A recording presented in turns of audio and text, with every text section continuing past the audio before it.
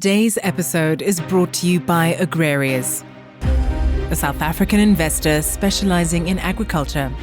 Agrarius founders originate from the farming community and have experienced how financial markets don't understand agricultural sector needs. They have thus fundraised from JSE investors to make money work for everyone. Agrarius offers a wide range of solutions, be it working capital, new equipment, new plantings and farm purchases. Whenever there is business potential, there is a way to make it happen. Agrarius, fair funding for agriculture. For more information about funding options, visit agrarius.co.za, a product of 274 Investment Managers.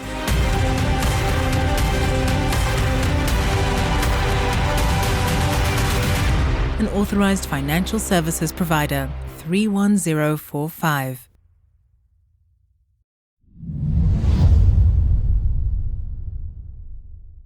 Good afternoon. It's really nice to have Sean Walsh here with us today. Sean is the CEO of the KAL Group, and we've been wanting to chat to him for quite some time. Welcome, Sean. It's good to have you. Thank you. Thank you for having me. Yes. So the KAL Group, it's got quite a long history. I know it has its origins more than 100 years ago. And today it's our one-stop shop for everything we want to put into the back of the bucky and take home and all the rest. So tell us a little bit about the history, please. But I think start with who you are. See, he always interrupts me, does this. Oh. Didn't prepare for that. Sean, just please introduce yourself. Tell us a little bit about your background and how you got to where you are. And then we'll talk about the KAL Group. I suppose my background's quite interesting. If I go backwards from where I am today, obviously started with the KAL Group in 2008. Okay. When they were still called Cooperative. Before that, I was with West Cooperative. So I understand the cooperative business model quite well. Before that, I was in Joburg with a company which transported or did all the logistics between the Reserve Bank and the banks, commercial banks. Okay, interesting. With 1,800 vehicles and 10,000 guards, and quite interesting. It was all logistics. When one thinks about it, it's probably not about the money, it was about the logistics. And then before that, I spent 3.5 years in Botswana, living in Gaborone. Okay. Initially, I ran a milling company, and then I was a commercial director for Derek Brink Holdings, which also has some agricultural interests, probably the biggest cattle farmer in Botswana. Okay. A few spas that he had. We opened the first fruit and veg city there. Interesting background. And before that, I spent 10 years, my first 10 years with South African breweries. In the Cape and all the way to Polokwane and then in head office. Okay. So that's my background. I suppose the staff discount has lapsed by now. Unfortunately. Dewald. It wasn't discounted, it was for free. Yeah. Wow. Some jobs have amazing perks, don't they? Yeah. But that's very interesting. So you really have done a little bit of everything. And then, the KAL Group, there really is so much that you can talk about. Yeah. So What does KAL stand for, the KAL? So it's interesting. There is a lovely little story around this. We were called Cooperative. Yes. Okay. And when we listed in 2017, you obviously post-listing, you must have roadshow sessions with all the shareholders that are then become your shareholder after listing. And we just got so tired of the question, firstly being, how's the farm going? The agri, indicates we're farming and but we're not farmers. And then But do you only do business in the Kaap because of the Yes. Kaap?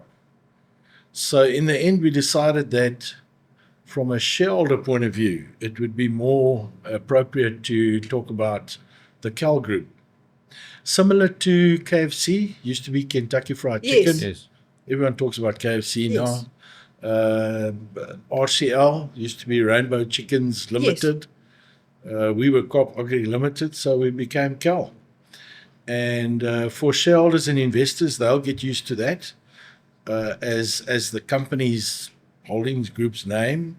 But when we speak to our customers, when you go to a store, you'll see either Agrimark as the customer-facing brand, or when you visit one of our 82 service stations nationwide, you'll either see an Engine or a Total or a Shell or a BP or, whichever brand which is applicable at those sites. So a very clear distinction now between what's corporate and what's customer-facing and income-generating. Okay. Interesting. Very, very interesting.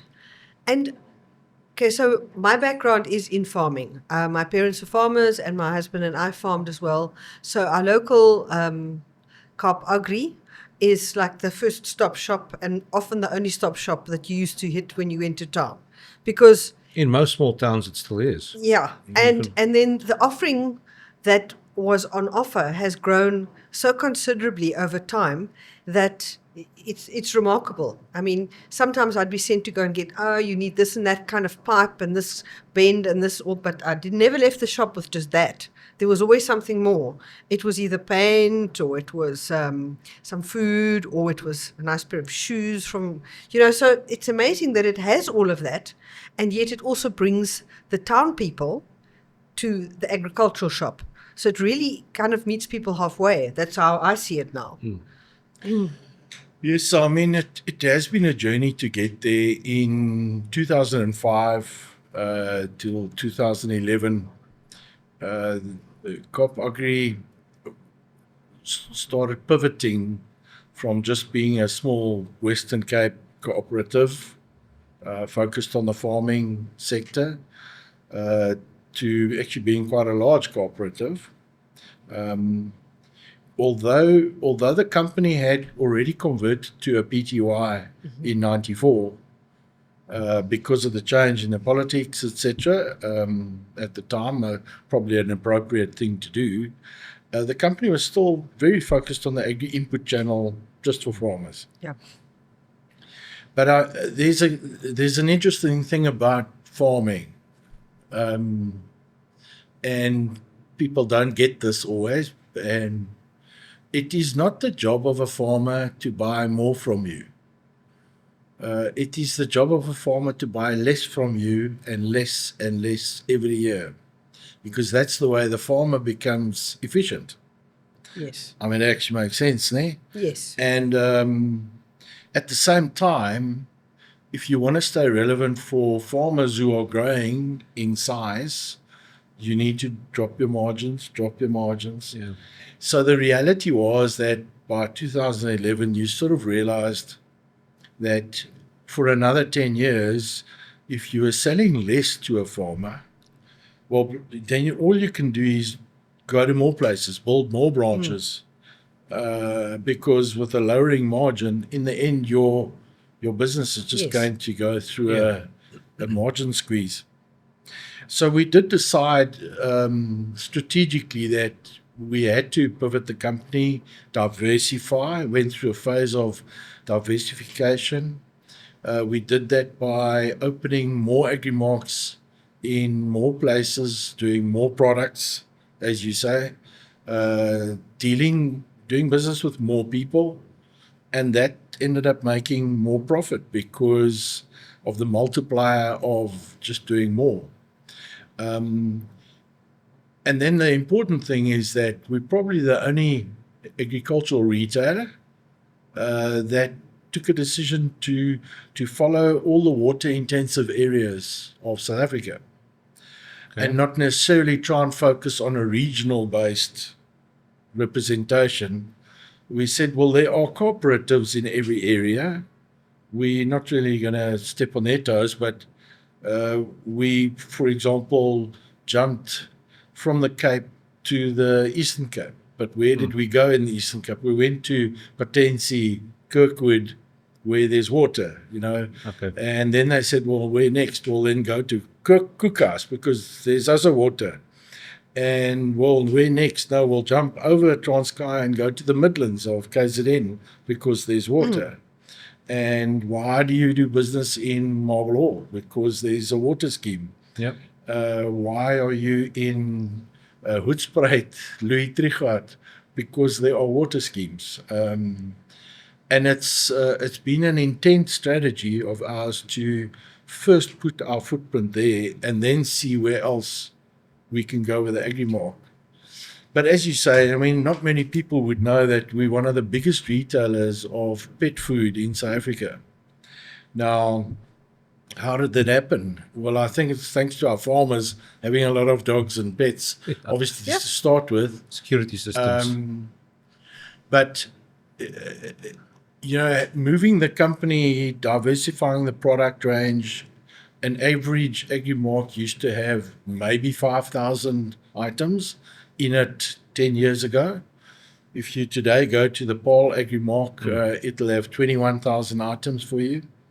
If you then go to a smaller format, 8,000, you go all the way through to Uppington, 18,000 items. We're talking about either the appropriate format competing with the Builders format, Builders Warehouse, in the bigger towns. And in the smaller towns, we're competing with a Builders Express, Build It itself, and a combination of a Build It and an agri-store. And we've just found that the consumer base that we serve has widened from just farmers to farmers and friends, their families, and the fur family, which is so important, obviously, to us. It's been very exciting. Has it always worked? No, it hasn't always worked. But very exciting. And then from there on, we sort of progressed to our first 24-hour filling stations or service stations. And now we are the largest retail operator of service stations, independent service stations in South Africa. Incredible. And I was just listening to you explaining all of this and thinking you somehow have really managed to bridge the gap between the farm, the guy that's coming in from the farm to come and buy all his stuff, and the people in the town that are actually coming to the farmer's mart and buying a lot of their stuff there, because your pricing is reasonably good. It's not way up or way down. It's very comfortable and affordable for town people to also support you. And you've hit the nail on the head with getting that right, because I know so many people that have got nothing to do with agriculture that love to go to the KAL stores. And the petrol and gas in energy side of it is really nice, because when you've got someone to stop, then they're already kind of ready to get out of their car. So often if it's close to you, it's very convenient for people to stop and do everything at one place. I've got a question following on to Louise's. So if I'm correct, if I'm incorrect, please correct me.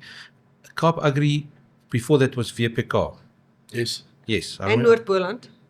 Well, first VPK and then amalgamation with yes. So Boland Agri and so on. Yeah. My first job out of school was my dad's plumbing shop, and then I went to work for MKB, Old Moreesburg Koringboere. They opened up a retail center in Parklands.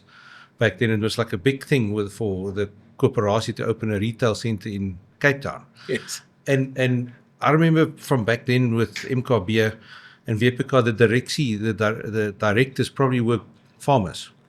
Yes, very much so. How did you convince them to take these steps with all the retail places and all that? Because if there were farmers on your board, how were they, and how did that go?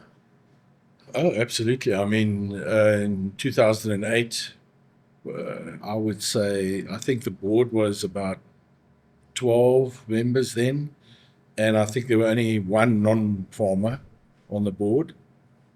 at the time.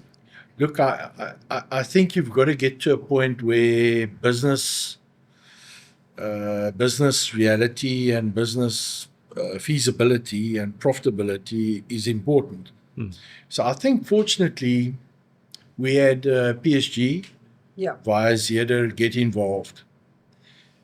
Now, per se, I mean, they couldn't really have such an impact on the board because there's only one representative on the board. But the continuous questioning of, is the return maximized? Is the profitability as good as what it can be? Now, remember, they never ever said or asked us to not focus on the farmer. All they said was, what else can you do? Is this, can't you do more? And hence I think the culture now in the group is, if we can't grow, well, then we're going nowhere. Well, then you don't fit the culture. You want to grow. You get up every day and you think growth. And I think if there's one thing that they supported us in, they said, try things. Try that, try this. If it doesn't work, well, get over it and move on. But certainly, fundamentally, you could not just stay in farming. Yes, you could grow up to a certain extent for 10, 15 years, and then you would hit a saturation point and not really have any other avenues to follow on. So it was a natural progression. I think we are so lucky in that the KAL Group is mainly Western Cape based, and the nature of farming in the Western Cape is more intensive farming. And because of the intensive farming, the demographics of the towns is that the towns have more people. And that means they're probably more middle income people as well, which means there's more potential customers for a company like us. So you will go and find that, I mean, Philippolis is a livestock area, Vryburg is a livestock area, but it's not a thriving town. Whereas if you come to Wellington, where we are today, it's a thriving town. It's got estates opening up everywhere.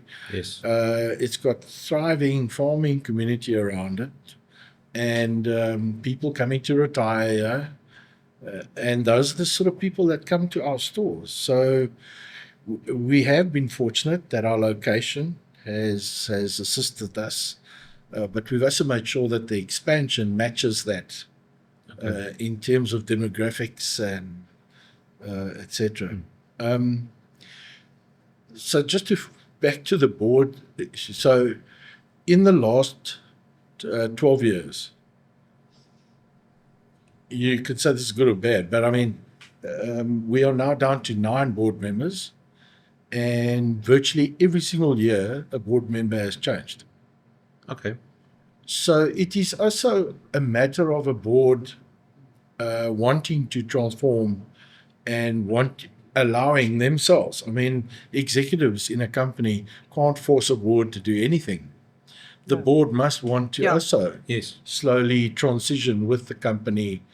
And today we sit with 2 commercial farmers on the board who are massive companies in their own rights, and sit there as businessmen and help us make great business decisions. Because farming is not farming anymore. It is a full-on, almost corporate business if you want to do it correctly. Absolutely. Because you must have you can't just have a buck and a sheepdog anymore.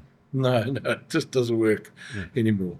And I think that's also driving the change in that 15 years ago, if you wanted to get an order from a farmer, your branch manager or the marketer would go and pop around, have coffee, what's the latest requirements you need, make a list, get back to the store, do a quote, send it to the farmer, he'd accept it. And him and the dominee would share a schedule so they know who doesn't, not there the same week. Nowadays, it is very different. We do a demand planning, virtually a full-on demand plan for a whole year for a farmer, upfront, based on his based on the boerderyvertakkings that he has, based on his hectares, based on his active hectares, we determine his whole year's requirement in terms of products, just what it'll cost him. We then do a business cash flow upfront. So we sit in front of the farmer and say, but we can see in October your cash flow requirement's going to peak because you're going to need the following goods to buy. And we can plan that with him.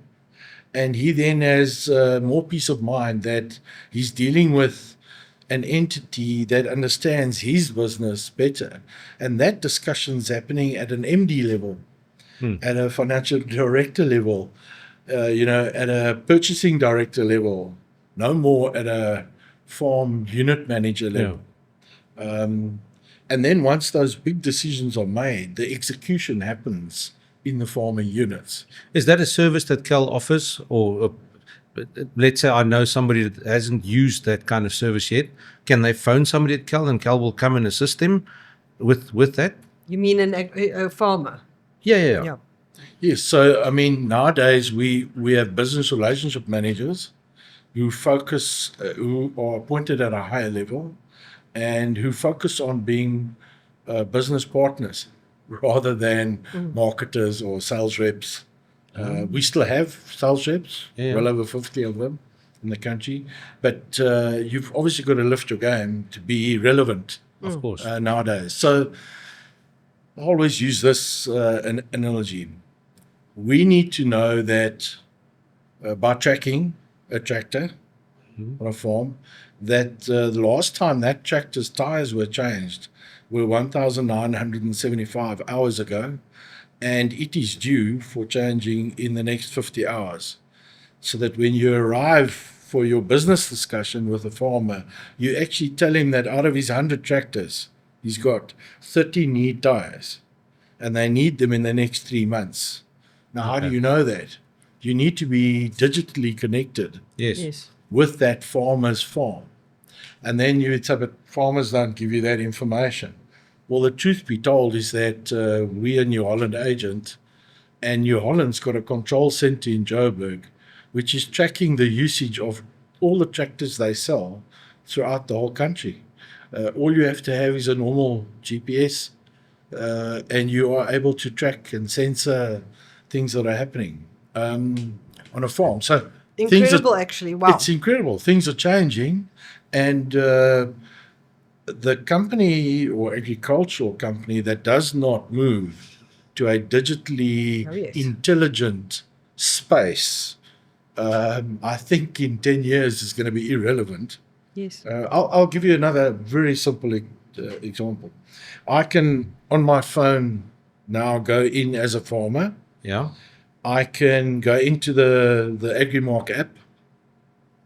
There's a whole subsection for fuel purchasing. If he is a client of the Agrimark most likely has installed auto tank gauging, sensors in his fuel tanks. Remember now we're talking about a farmer with 20 farming units. He's probably got 30 fuel filling stations all over his farms. For him to manage that every day, he needs to dip the old way. Well, nowadays he can just go into our app. He can actually, float through every single tank on every single farm. See, but that tank is now down to 30%. I want to order. He can click there. It'll go and check whether he has got a facility credit limit. Okay, and he can then say yes, he'd like to order. It'll tell him in about a year from now. It'll tell him what he purchased last year. In the 3 weeks prior to that, it'll also tell him what he used out of that tank in the 3 weeks post him looking at it. And he therefore can make a decision and say, well, I need exactly 8,500 litres in that tank by the end of the week. And he can place his order. And from that point onwards, just as you today get notified by a courier on when your delivery will happen on the farm, we then inform him via our app that his delivery is due in 2 hours' time, and he can expect the fuel at site number X. Wow. It is, that's just the start But just of becoming digitally connected with the farm. Sure. That's a very simple scenario you've sketched now, but it also not just for the convenience factor. People do pay more for convenience. That is also a fact. But you can now also attract if there's any theft happening. I was just thinking about that. Of the fuel. Because Absolutely. I mean, if you all of a sudden know there was very low activity on your farm and you go onto your app and it says, but it's dropped by 10% overnight, yeah, clearly there is an issue. Yes. So it helps in many ways. It's not a hole in the tank. Not likely. Let's hope not. there's a hole, but that flows through that hole into another tank. It's got a hole with two legs. Yeah, sure. Oh wow, that's awesome. So Incredibly interesting and so inspiring to know, because I have had experience with the issues of fuel. Have you got enough? You don't want too much because you can't store it. To have your finger on the pulse like that, and to be in contact with growers. And I mean, a running account with a KAL is fantastic for growers. You know. And also the growers' wives, when they want to buy something, just put it on the farm account. Very much so. I mean, I'll never forget when we in Wellington here, we've got a liquor mark. yeah, And it's a pity the Western Cape government, I don't know if it's the government but the liquor board down here decided we're not allowed to have liquor licenses in direct sight of a filling station. Okay. Now, all the agri-marks have got filling stations Yes. everywhere, as you know, but we thought it would be a great idea to open liquor marks at all our agri-marks because, as you say, on a Saturday morning, a young Dewald here is on his way to town. He's got to pick up his girlfriend for the weekend. What better than to just be able to pop into the local agri-mark liquor store? you can buy you buy chocolates, wine, and fuel. And obviously Brodie and Coke, So that was a great idea, but then they unfortunately changed the rules of the game, and we had to take a call on whether we continue doing the fuel or continue rolling out liquor. But that typically is again. Sounds like you need to build a wall so that you can't see the one from the other. That's literally all you do is you build a wall and you put in another door, and you put the product range in. And Bob's your uncle, and you're selling liquor, and it widens your range. And now, while Dewald's buying his Brodie and Coke on Saturday morning, his young girlfriend's popping into the agri-mark and quickly getting some pet food, quickly picking up a nice jacket for the weekend because she forgot to pack it. And that's how we now cater for the wider family and the wider circle of friends that we've created. Indeed. And it is remarkable what is available. I want to ask you a different question, and that is, you say that you have expanded beyond the Western Cape quite considerably into other areas, and your explanation about following the water, that is clearly thinking like a farmer, not like corporate, just corporate thinking, well, there's a vast expanse in the middle of the country, let's put up a whole lot of stores there, but no, it's dry and there's not much money going around. So it's a clever one. But so when KAL arrived in places like Limpopo and the Natal Midlands, how were you received, and were there some? How did that go? Because we are very Cape based, and we are where we are. I was in Nelspruit quite a while ago. My in-laws live up there, and I went to the Kaap Agri shop back then. This was like in 2018, and it was a small shop. And I believe you guys have made it quite a bit bigger now. Yes, in we Nelspruit. moved it to the Matumi Mall. Yeah. I think they did the maths also good. You don't just go in there and set up a big shop. You just go and test the concept first if people will like it. So now back to you, so that I asked the question to before I was so rudely interrupted. Well, let me tell you what can you tell us? Let me tell you the trick.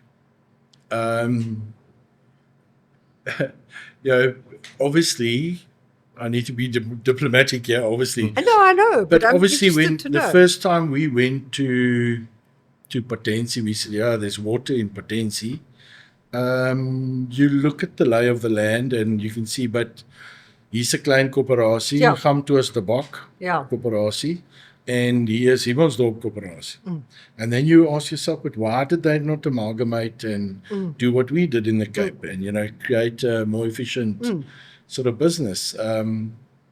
And it's not long when you're speaking to the Gamtoos de Bak board and discussing ways of working together. And I mean, we've done this many ways.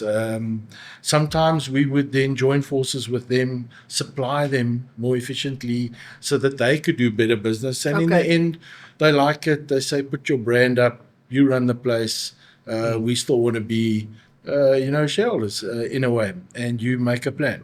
Do you guys do that? Sorry to interrupt you. Yeah, I mean, you have to be flexible when you're going to new areas. Yes, of course. In the end, they all become part of the KAL Group, and hopefully everyone is happy. I'll give an example in Potensie. I think Gamtoos de Bak was doing about 60 million turnover. They were struggling with supply. They had they couldn't really afford a board. They had a small board, and the guys unfortunately had to do it for free. And after hours, have little board meetings and what was going on in the business. Today, as we speak, you will not believe me, but Potensie is our second largest agri-mark in our group. Wow.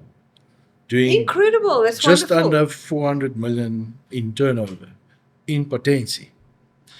And running a debtors book of over 100 million in the area, facilitating the farming environment, and obviously hurting and stepping on some toes as we go along.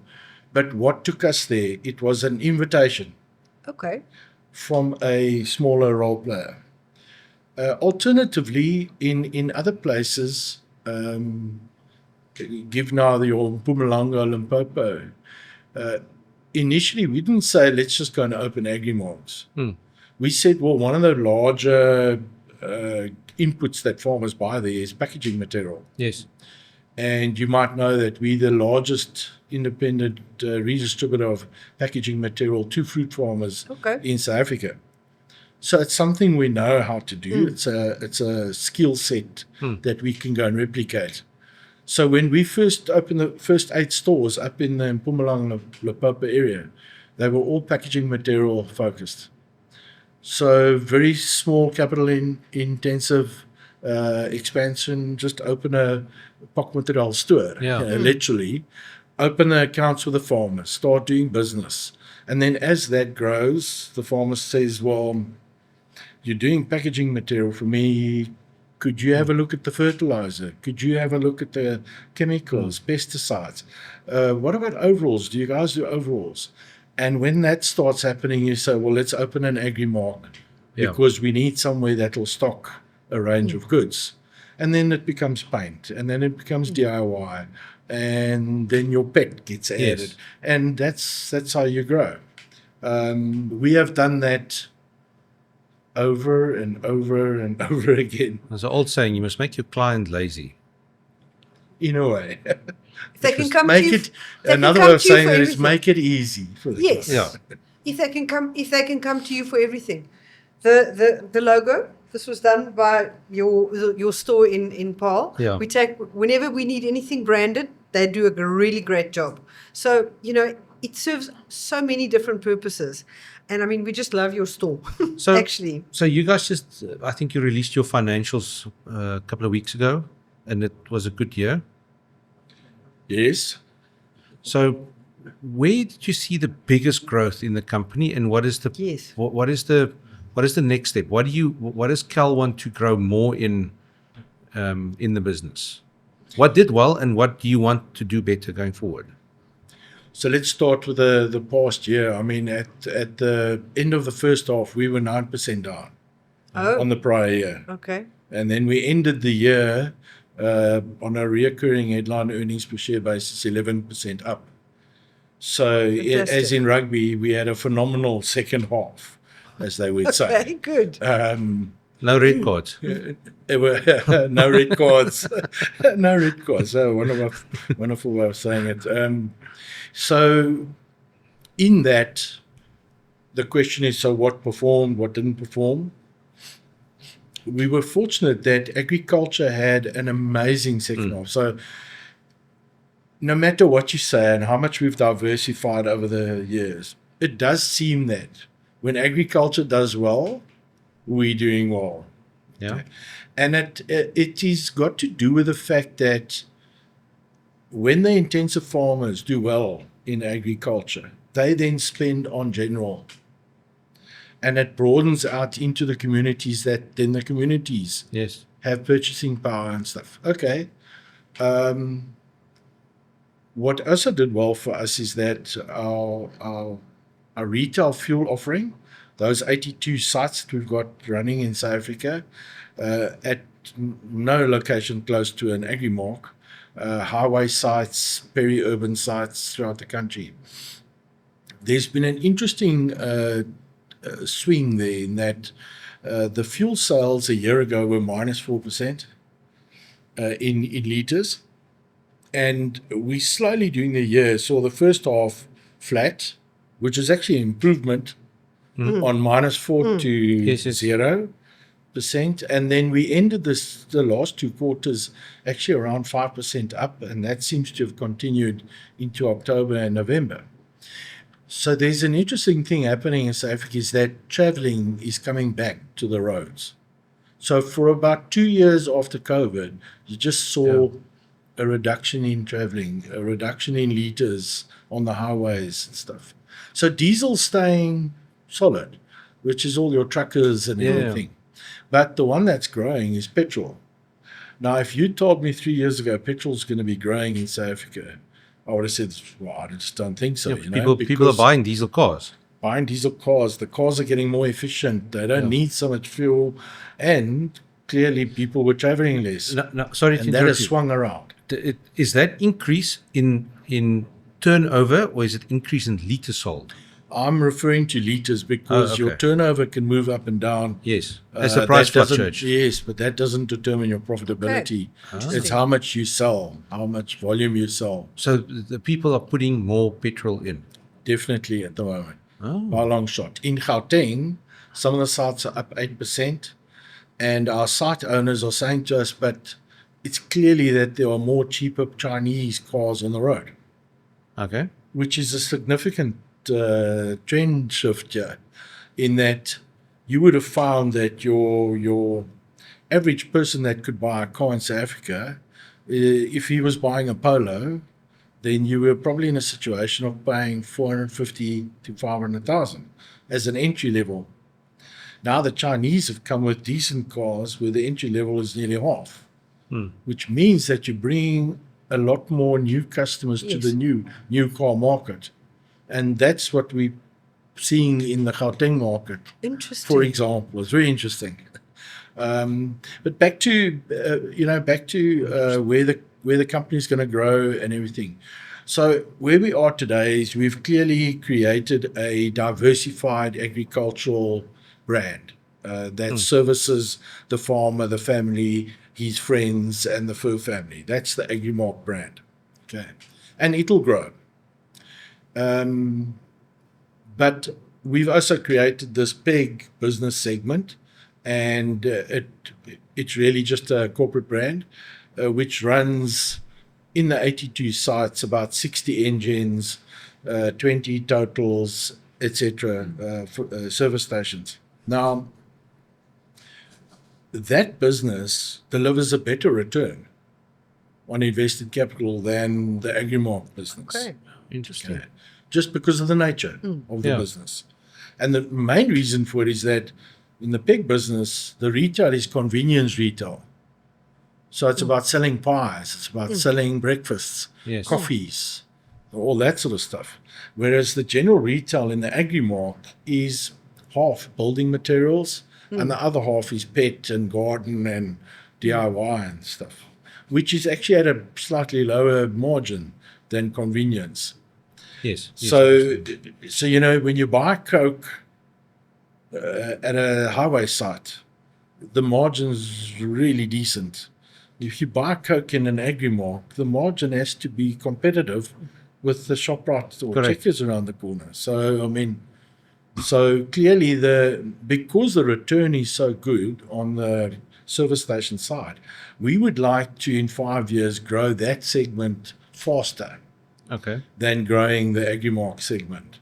But put together, the compound annual growth rate for the next 5 years has been set at just over 15% per year, which is marvelous. It's phenomenal. It is incredible. And given that we have grown already for the last 15 years at about 12-13% compound annual growth rate per year, everyone says, but how are you doing that?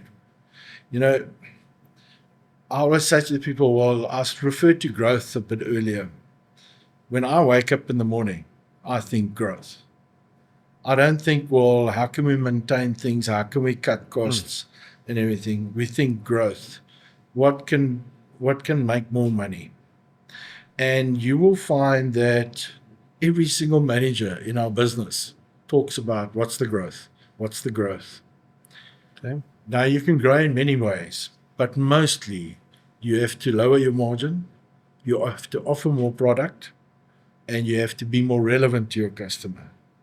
And as long as we're doing that, we're going to be healthy. And some people say, but you've been doing business for over 100 years in agriculture. How can there still be so much opportunity? The reality is that it's taken us 15 years to come out of the Cooperative stable into this corporate environment with a vibrant brand that can grow everywhere. But we still probably are only under 20% market share of South African agriculture. So there is still huge potential to grow. We might be the largest independent retail fuel operator in South Africa, but we still only, with the 80 sites, we're still only 4% of the market, which means we can triple that and just about get to 10% of the market. That's how big South African market is. So the market is big. And we believe by being relevant to your customer on the agri-mark side, digitizing that business, and on the peg side, changing our convenience offering, that in 10 years from now, you will stop at that site because it's a mobility convenience center, not a fuel site. Yeah. And that's the strategies on the two sides of the business. Wow. I know you guys are represented in Namibia, Botswana, Zimbabwe, Mozambique. Not yet. No. Is there scope for somebody like KAL to go full on international? Because South Africa is only so big. So let's say you do reach those caps, and then the guy says, okay, what now? Can something like this be replicated by you guys in, let's say, California or Australia? Look, we did our homework in the rest of Africa just to start off with already quite some number of years ago. You've got to stick to your knitting. So when we go to Africa, that's what Namibia taught us, in that Namibia is a very dry land country. Yes. Now, clearly, if you'd listened to me in the last... You want water. You want water. Now, Namibia doesn't have that much water. But there we go to Namibia, and you find that it is much tougher to do business there because the model's different. Okay. And today we have over 20 branches there, and it does 1.5 billion turnover. So, well done to the team there. So nothing against what we've achieved, but it's different. And you got to stick to your knitting. So the only other countries currently in Africa that would be viable to go and look at is maybe Zambia, which has quite large pockets of water-intensive areas. Yes. Kenya, Ethiopia, probably not too long from now, Tanzania, Angola. And Zimbabwe is doing well as well. There's other issues to work around, but the guys more other concerns than water concerns. the guys in Zim are doing well. What unfortunately is still true about Africa is that or you're going to get your money out of the country. Can you speak the language? Will your system speak the right language? Mm-hmm. So, it's all going to well. Any retailer, any businessman out there will tell you the only way you can go and replicate a business if you take your system and go and replicate the system everywhere. Now, if you go to Mozambique, where many of our Mpumalanga farmers are now farming, we go and put our system there. The first Portuguese walks in, he says, "But I don't understand your invoice." Yeah. Now you've got to rewrite your system to talk to that consumer or that farmer or whatever in that area. So I would put caution to the notion that you can just go and replicate. That's not possible. Not in Africa, at least. Not in Africa. And as we've seen, many retailers of South Africa, big retailers, really find it difficult, trading conditions in Africa, and difficult to do business. Sometimes you're making good money, sometimes you're not. Sometimes you can get the money out of the country, sometimes you can't. I think for the next 10 to 15 years, the foreseeable future, South Africa still offers way too much opportunity for us as a business than for us to be focusing on other parts. If you go to a country like Chile, for example, in South America, their agricultural sector, the model is very different to South Africa. They have large cooperatives that empower the growers to go and farm, but it is all signed up. It's back-to-back agreements, and the grower would deliver to the cooperatives, and then the product gets sold by commercial exporters like Dewald and other international role players, Westphalia, if you're in Avos and stuff, and it goes into the world, and the government supports those systems massively. So, they would have a massive commercial meeting with 100 growers and say, in this area, if we've got water, we can put down 5,000 hectares of Avos. In South Africa, who do you have that meeting with? Yeah. In Chile, they have the meeting, and a year later, the government has built the weirs and the water canal and all this to service that water irrigation scheme. The promise that was made. Yeah. Yes. And they are enabling growth in the agricultural sectors. That's why Chile and Peru are such heavy hitters in fruit in the world. Yes. Because their government supports them and enables them. And therefore your business model is different. Now you don't have to do it on your own. Your risk is lower because the government's empowering it, they're giving it infrastructure, and the growers are able to grow because they know there's offtake.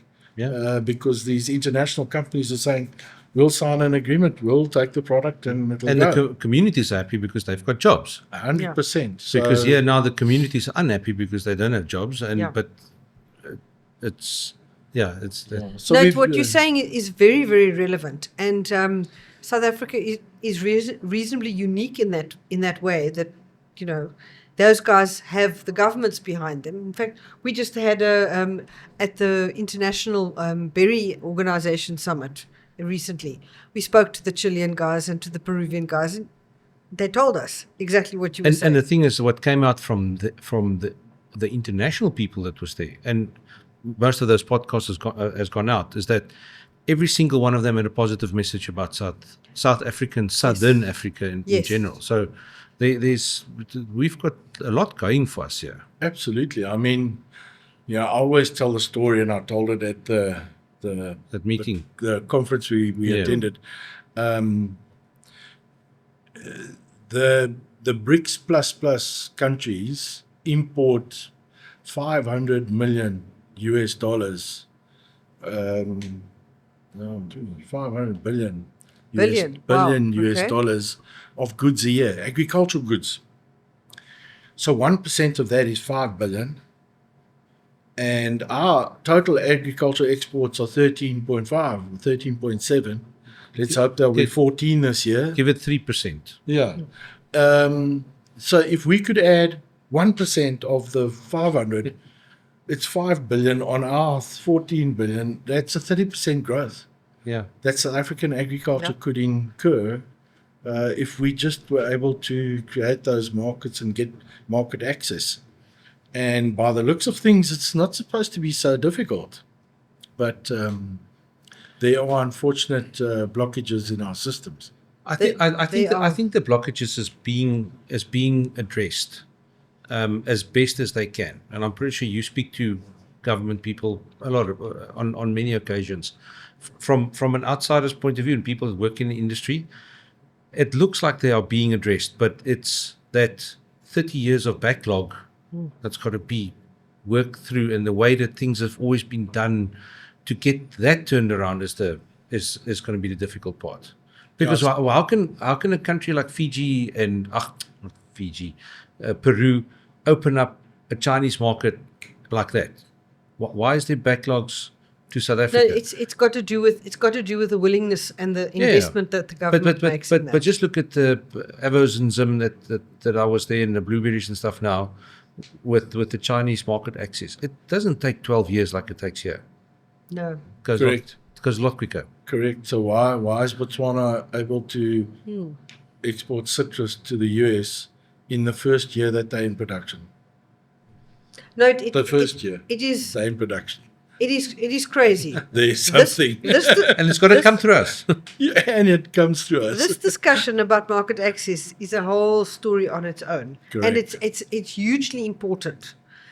But I think I must ask you, looking down the road, and if there's, we've spoken about a lot of things, but do you have a message from the KAL Group to anybody that's listening, and think that the audience is quite broad? It's not just agriculture, it's broader, and it's also not just South Africa.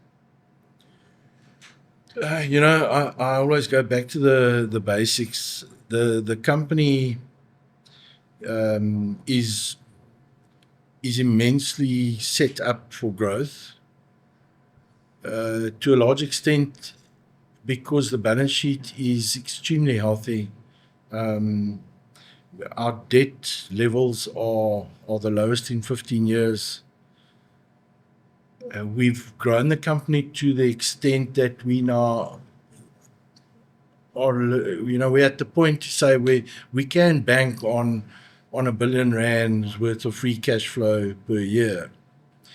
So looking forward, that should be 5 plus 5.5 plus 6 plus, around about in the next 5 years, generating between 5 and 7 billion free cash flow with the ability to spend at least a third of that back into growth. And with a strategy set to do that and knowing what that means, how much it needs, and how we on the one hand are going to become more relevant and digitally attuned to the farming customer, and on the other hand, become more relevant in terms of our convenience offering to the general consumer. Yeah, I just think this is a group to watch. I doubt with my grey hair, I'm going to be around for all of those years. Most certainly not. But it's wonderful to know that the team is running and doing what they have to do to achieve the growth. Incredible.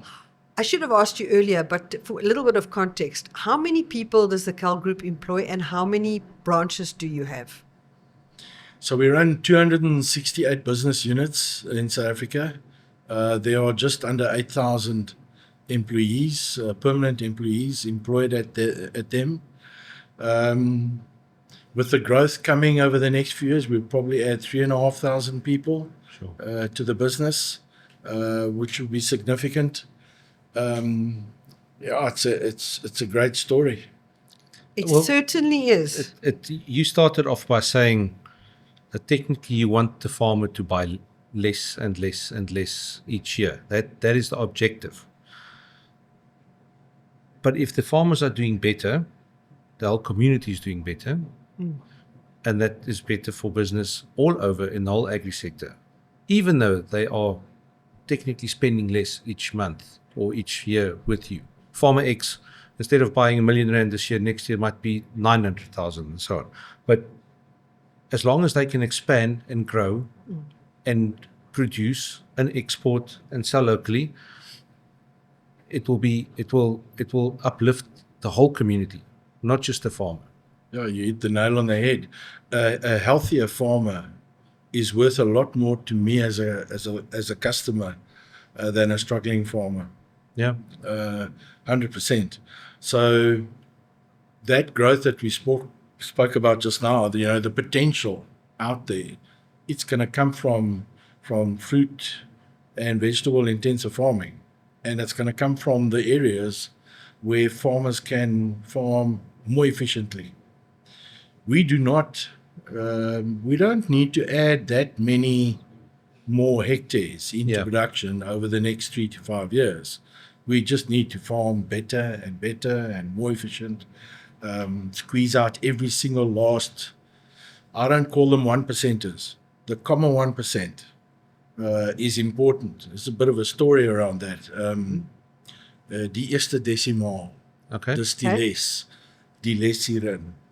When you start talking about 7 digits, numbers, millions, so we do 22 billion rands worth of turnover. You need a white column for that. You need a white column for that.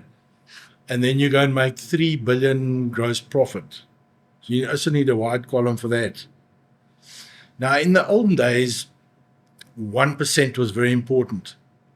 But when you got so many noughts, the common 1% is even more important than the old 1%. If you catch me. So you do the math. 0.1% of 3 billion is a number of millions. That's 10%. Yeah. That's so 300 million. Correct. So as soon as if you miss the 0.1%, not the 1%, you've got to make that 0.1% up and find more and more 0.1%. So that's our story. We always say if there are 100 branches finding ways to make their operational expenditure 0.1% better, it is 100 times 0.1. So that's how we get to 10% growth.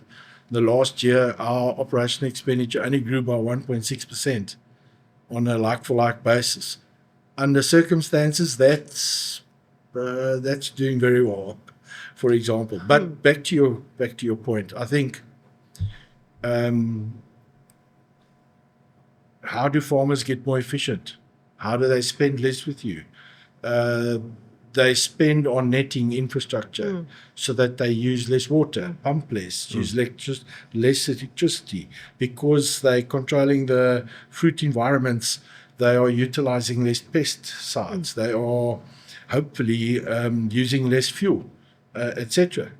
That's wonderful, because I know if he's healthy, he's gonna next year buy more netting. Yes. And then more netting, and then maybe a tractor. And then more, all the other and things he more, can and more. afford So- because of his better farming practice. I want to pivot it slightly. And I know we're coming up to an hour, but it's something we haven't discussed yet, is the quote-unquote informal sector of farming in South Africa is just as big. We've been speaking about commercial farmers, people that export their products overseas, but the small guys that's growing for a community or that has got 100 goats in the veld somewhere, those are also your clients. Have you got any information on that market that you could share? From a statistical point of view,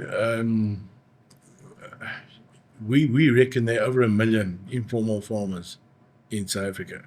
So the official stats of 40,000 farmers is just quite ridiculous. I mean, it's only the VAT registered farmers are counted in the 40,000.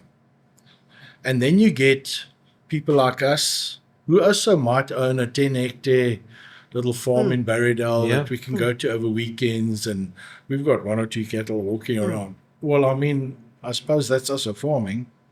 But as you say, more importantly, there are hundreds of thousands of informal farmers out there who are not really being recognized and I doubt are being supported. Well, the commercial farmers not being supported really, so how would they be supported? Let me give you an example which will probably touch on your hearts.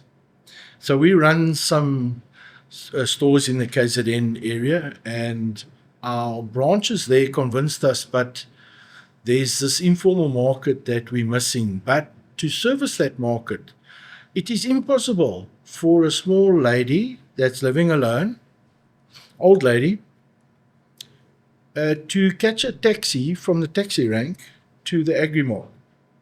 Now remember, why would we go and put an agri-mart at a taxi Exactly. rank? It just doesn't of course. really appropriate. Could sell fuel.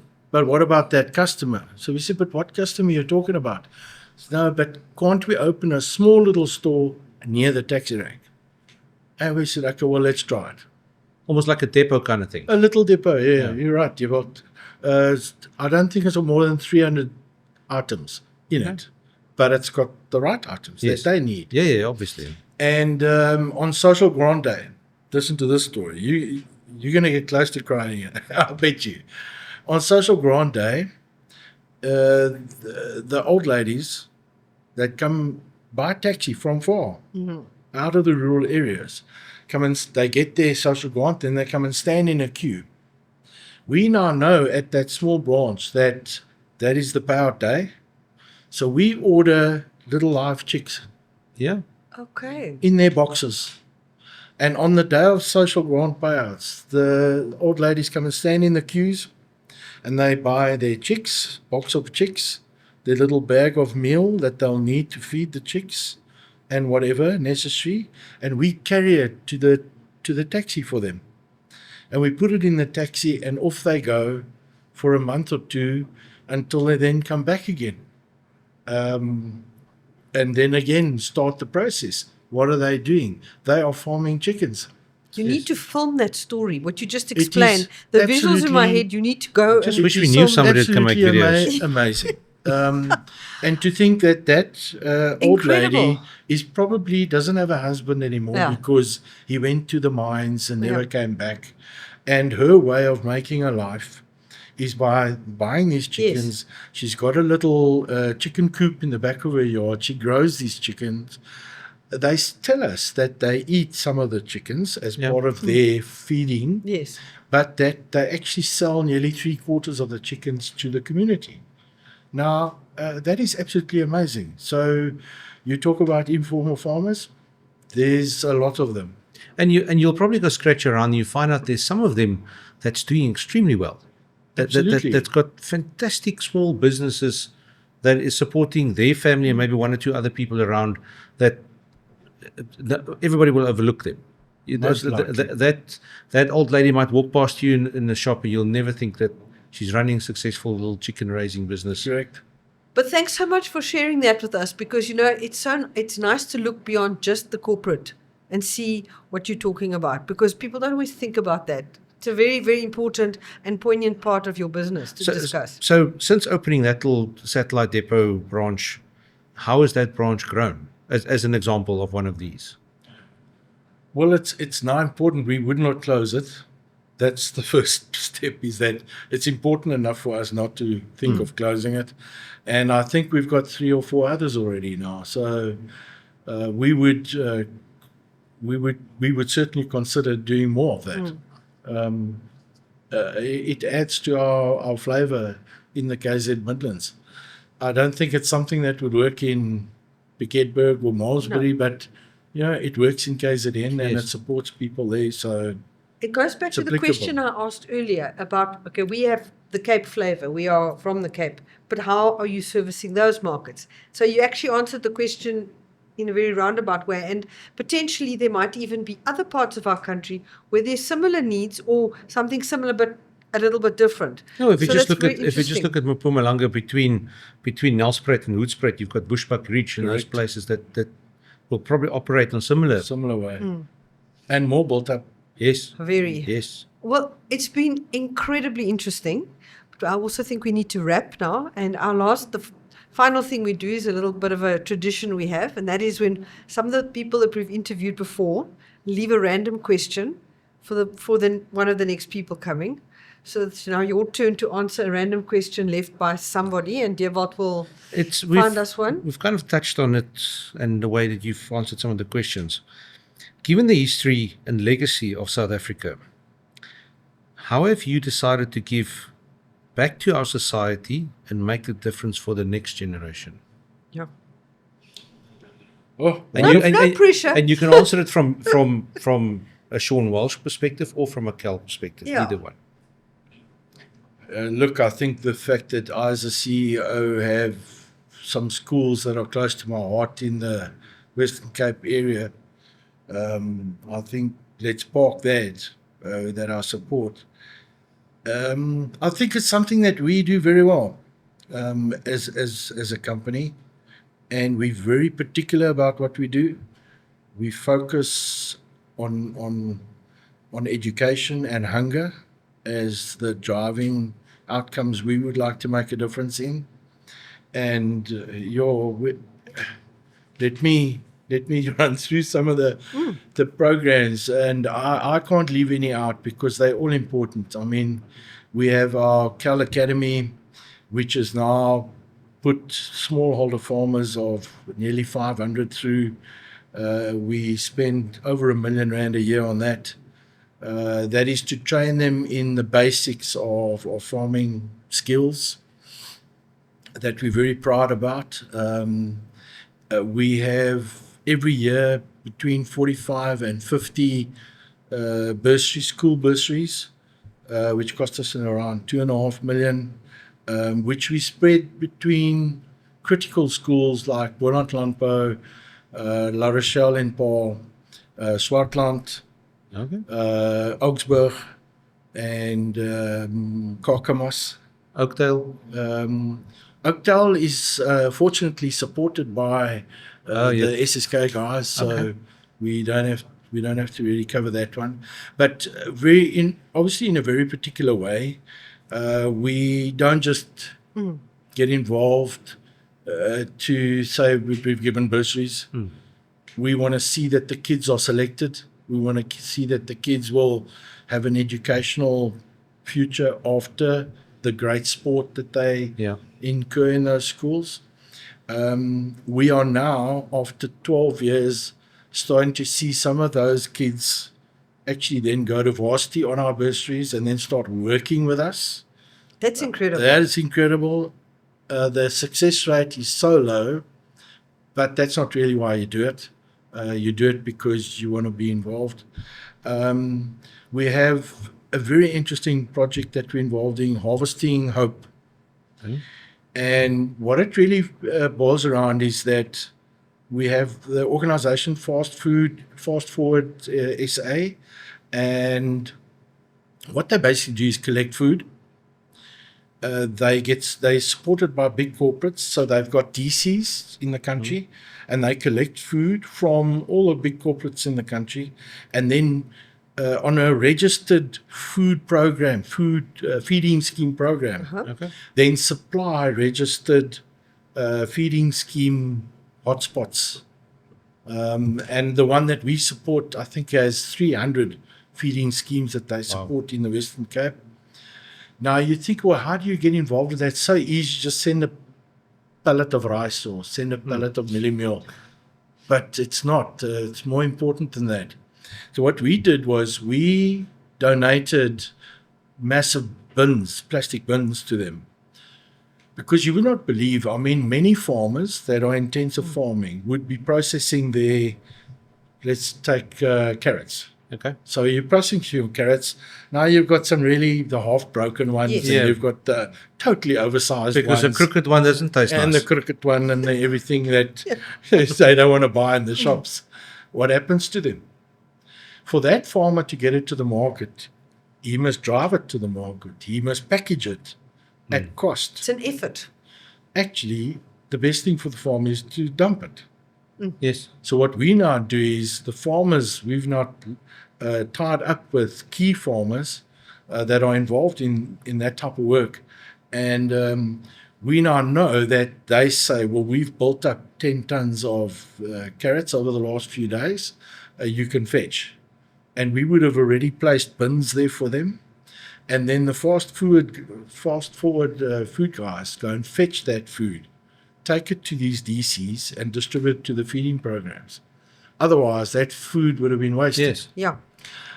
In the last year alone, we salvaged 239 tons of food, fresh food, for that entity. Incredible. In the Harvesting Hope program. We do other things like the Rise for Hunger. We try and pack over 40,000 meals per year. It's a lovely corporate challenge that we do. We do it in one of our training facilities. We have 3 rows of packers and everyone's allowed to volunteer. Okay. And the winners get a prize at the end of the day and everyone's packing. I don't know if you've seen them, man. That's magic. It's really about a 250 gram packet of soya, rice, chickpeas, which gets mixed, and the volunteers must pack the bags. Okay. This is part of the Mandela Rise for Hunger program. And those you are then, once you've packed, like we packed 44,000 meals this year, you're allowed to actually say that it must go to this early childhood development program in Wellington, in Drakensberg, Paarl, South Paarl, North Paarl. And we've got, I think, 3 or 4 early childhood schools that then benefit out of those feeding schemes of these meals. Wow. And I think our meals were sufficient to feed 195 young scholars with at least one good meal a day, which we hope makes a hell of a difference. It does. There is more. There is the KAL Trust. The KAL Trust in the last year alone assisted 100 employees with house renovation loans, interest-free. You can just think, if even a person with a shack needs another room, he can apply to us. We'll give him a small loan. He pays it off little bits over time, no interest. And then we utilize the money again for the next person, The trust this year, beneficiation will be in year to 5 million, supporting our employees' children through education, with sponsorships if they hit national sport, culture events and things. Wonderful, eh? Many stories. I think I could carry on. Oh. But it's incredibly inspiring what you're talking about. It's phenomenal. And I must say, I was not aware of all and of I that. can tell you now, 99% of the people putting in fuel or walking into No, they don't know that. into a shop, I wouldn't know that. So it's not. it's not. We're proud of it, but it's not something you market. Yes. It's not why we do it. It's not a PR exercise. Sure. Yeah. Wow. Sean, thank you. Sean, it's been incredible. Thank you so much for coming. Thanks for your time and your Let's see. enthusiasm. And we will continue to support the KAL Group and KAL Group, because we do. And we are, whenever you'll find us in the shop. Good. So thanks so much for coming, and the very best of luck going forward. Thank you very much. And have a fantastic holiday. You too. Thank you.